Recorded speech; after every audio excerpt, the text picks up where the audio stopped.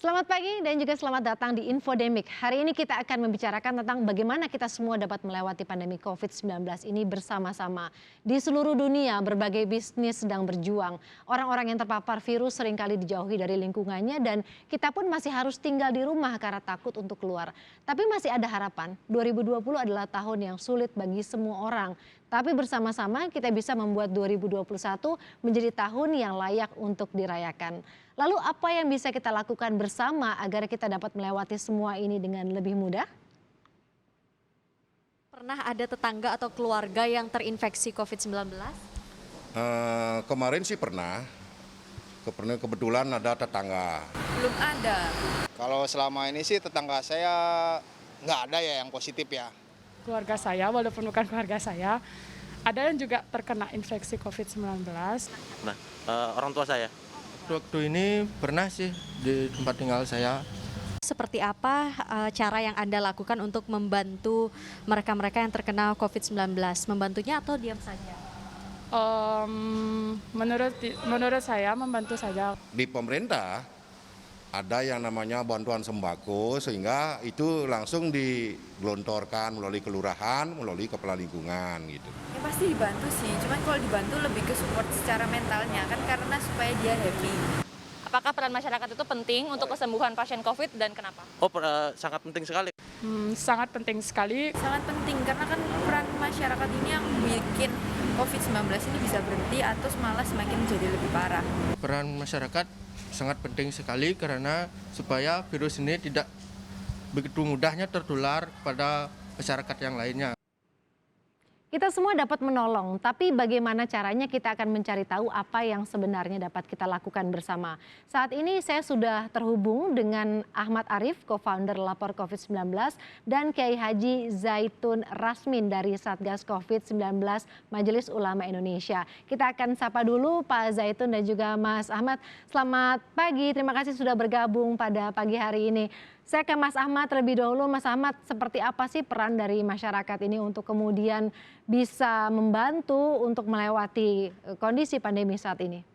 Jadi menurut saya wabah ini itu kan wabah yang tidak akan bisa diselesaikan dalam level individu ya. Jadi semua orang itu memiliki peranan secara sosial itu menjadi penting. Orang harus minimal secara individu dia bisa selamat untuk tidak tertular.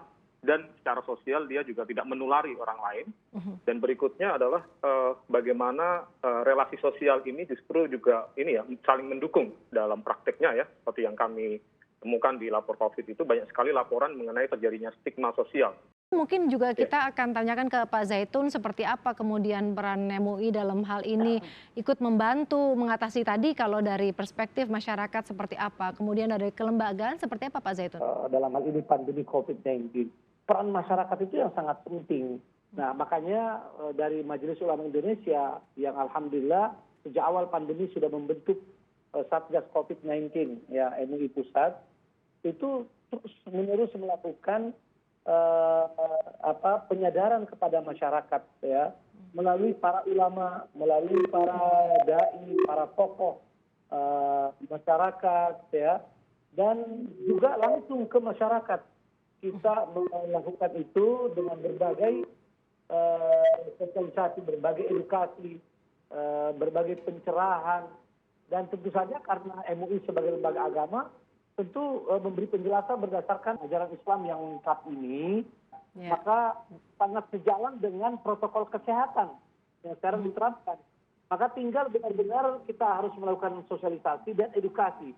Dan kita mensyukuri bahwa masyarakat kita secara umum itu mau mendengarkan walaupun di sana sini ada masyarakat kita yang relatif abai. Langkah-langkah yang dilakukan oleh MUI salah satunya menggandeng tokoh-tokoh agama untuk kemudian mengingatkan dan sosialisasi. Tadi kita juga sempat menyinggung soal stigma negatif yang muncul di masyarakat. Ada kekhawatiran dampaknya adalah kekhawatiran warga memeriksakan diri ataupun kemudian justru menjauhi penyintas ataupun mereka yang saat itu sedang terkena COVID-19. Seberapa besar pengaruhnya mental dari seorang yang sedang mengidap COVID-19 ini ataupun penyintas untuk kemudian memulihkan kesembuhan mereka Seperti apa Mas Ahmad untuk kemudian ini menjadi concern yang penting yang harus diingatkan ke masyarakat? Ya, dari studi yang kami lakukan ya, bulan Agustus lalu misalnya kami di Lapor COVID ini bekerja sama studi dengan teman-teman dari Fakultas Psikologi UI ya, kami menemukan bahwa ternyata COVID ini memberikan dampak sosial ekonomi yang sangat besar sebenarnya. Dampak sosialnya diantaranya adalah stigma tadi gitu, dan stigma ini ternyata juga berimplikasi secara ekonomi. Dari beberapa penyintas yang kemudian melapor ke kami, diantaranya bahkan mereka dikeluarkan dari pekerjaannya karena dia dikhawatirkan menulari lingkungan kerjanya dan seterusnya. Dan akhirnya dampak ini kemudian memperdalam dia sebagai individu ya sudah terdampak COVID, terdampak secara ekonomi dan seterusnya. Nah ini menurut saya dari sisi sosial ekonominya, belum lagi dari sisi epidemiologinya ya, dari sisi penanganan penyakitnya. Ketika orang terstigma dan kemudian secara pribadi, kemungkinan dia untuk memulihkan diri juga semakin terhambat misalnya, karena kan orang yang sakit apalagi menghadapi virus yang seperti ini, itu kan butuh dukungan sosial yang kuat justru dari lingkungannya. Dan terbukti sebenarnya beberapa orang yang sakit itu bisa sembuh dengan dukungan yang baik dari lingkungannya dan seterusnya. Nah sebaliknya ketika stigma ini mereka hadapi, kesulitan untuk akses ketenangan psikis juga terganggu, akses ekonomi terganggu dan seterusnya, yang ini membuat sebenarnya salah satu yang terjadi adalah banyak orang yang menghindari ketika mau dites. Dan ini menghambat proses tracing juga ya. Kemudian yang tidak bisa dinafikan saat ini adalah media sosial, Mas Ahmad. Ya. Bagaimana pengaruh berita-berita yang kemudian bergulir di media sosial ini? Apakah justru di satu sisi mungkin bisa membantu, di sisi lain justru memperkeruh? Anda melihatnya seperti apa? Ya, media sosial saya pikir dua sisi ya. Dan sisi buruknya memang pemahaman yang separuh-separuh mengenai COVID ini dari studi kami itu merupakan salah satu hal yang menyebabkan terjadinya stigma tadi. Jadi orang hanya memahami COVID separuh-separuh ya. Misalnya pemahaman bahwa COVID bisa menularkan dari jarak yang sangat jauh misalnya, padahal sebenarnya kan dia butuh jarak yang relatif dekat atau setidaknya dalam ruangan yang tertutup ya, yang dengan intensitas yang lama.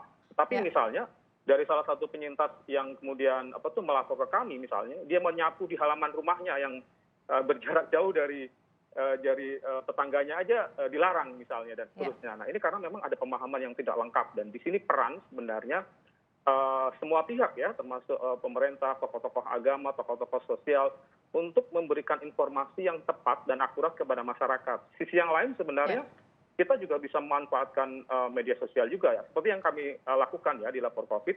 Misalnya kami kemudian membentuk forum jejaring penyintas COVID gitu melalui halaman kami misalnya. Di sini kami mengumpulkan teman-teman yang pernah mengalami COVID untuk bersama-sama saling menguatkan dan bahkan berbagi informasi, selain juga kemudian membangun jejaring ekonomi. Jadi misalnya ada yang kesulitan secara ekonomi, kemudian kita membuat pelatihan bersama.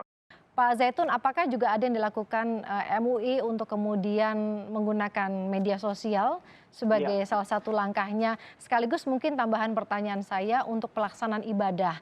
Seperti apa pengingatan kembali? Karena memang ini adalah satu hal yang penting yang pasti ingin dilakukan oleh seluruh umat Islam yang kemudian juga ingin sholat di masjid dan sebagainya. Pengingatnya seperti apa, Pak? Ya, saya tambahkan dulu sedikit seperti disampaikan oleh Mas Ahmad tadi. Itu juga kita temukan ya dari sisi masalah agama itu telah menimbulkan efek negatif atas kekeliruan memahami masalah pandemi ini ya, misalnya dalam penyelenggaraan jenazah ya, ini terjadi persoalan besar karena di masyarakat kurang memahaminya, tapi juga yang sangat disayangkan justru petugas-petugas juga ya, banyak yang kurang paham dan kurang sosialisasi. Salah satu kesimpulannya jenazah itu kalau sudah dengan protokol kesehatan, maka itu sudah aman. Kalau sudah dalam peti, sudah aman. Keluarganya bisa ikut mensolatkan, bisa ikut menguburkan. Ya. Tapi ini kan menjadi persoalan ya, yang akhirnya masyarakat menjadi trauma. Ya, gara-gara trauma itu banyak yang enggan untuk di tracing.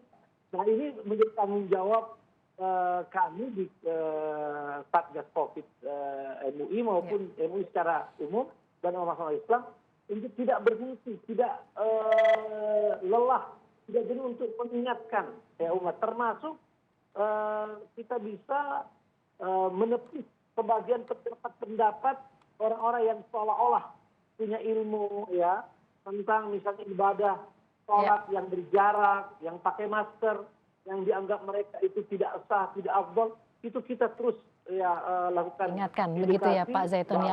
Apa harapan terbesar dari Mas Ahmad dan juga Pak Zaitun di tahun yang akan datang, mengingat saat ini vaksin sudah datang meskipun masih menunggu proses yang ada dari pemerintah, seperti apa harapannya kita bisa melewati ini semua, Mas Ahmad? Menghadapi COVID itu tahu betul sebenarnya apa yang harus dilakukan dan apa yang baiknya tidak dilakukan gitu. Terkait cuma vaksin misalnya. Ini sebenarnya kalau kita mau jujur sebenarnya ketidakpastian mengenai vaksin itu kan juga masih tinggi ya. Kita belum tahu vaksin itu sudah tersedia berapa banyak, berapa efikasinya, sekarang masih dalam tahap proses dan seterusnya. Dan vaksin itu menjadi harapan memang, tetapi juga bukan sebagai peluru perak yang akan menyelesaikan pandemi begitu saja. Masyarakat perlu paham ini, sehingga kita punya harapan, kita harus berharap untuk menghadapi pandemi ini bersama-sama, tetapi jangan juga harapannya keliru gitu. Dengan akhirnya menganggap bahwa begitu setelah divaksin dia akan keluar masalah bebas, selesai begitu, tidak begitu ya? selesai, gitu.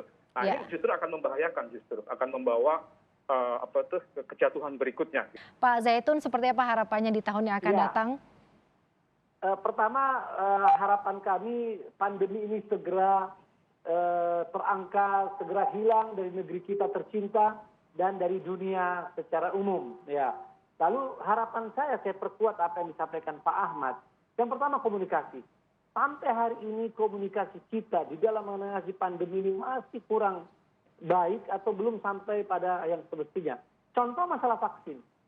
Sangat diharapkan pemerintah rajin komunikasi dengan stakeholder, ya, agar ini bisa benar-benar menjadi salah satu solusi. Sekali lagi salah satu, bukan solusi segala-galanya, ya, sehingga orang tidak semua harapannya ke sana. Bahwa kita berharap semua masyarakat, walaupun ada vaksin, sudah diterima misalnya, masyarakat divaksin, pelaksanaan protokol kesehatan ini tetap harus dilanjutkan. Apalagi dari kacamata MUI dalam ajaran Islam, sebetulnya itu sangat sesuai dengan pola hidup sehat yang Islami. Ya. Jadi mudah-mudahan kita mengambil hikmah dari pandemi ini untuk terus menjaga itu, termasuk kemungkinan penyakit-penyakit lain. Terima kasih Pak Zaitun dan juga Mas Ahmad sudah bergabung di Infodemik Sapa Indonesia pagi hari ini. Sekali lagi terima kasih. Dan saudara, di masa seperti ini sangat mudah untuk merasa ketakutan. Tapi kita bersama-sama dapat saling membantu dan juga mengatasinya selama kita mematuhi protokol kesehatan. Bersama kita bisa mengalahkan COVID-19. Saya Wara Windrati, Sapa Indonesia pagi masih akan kembali usai jeda.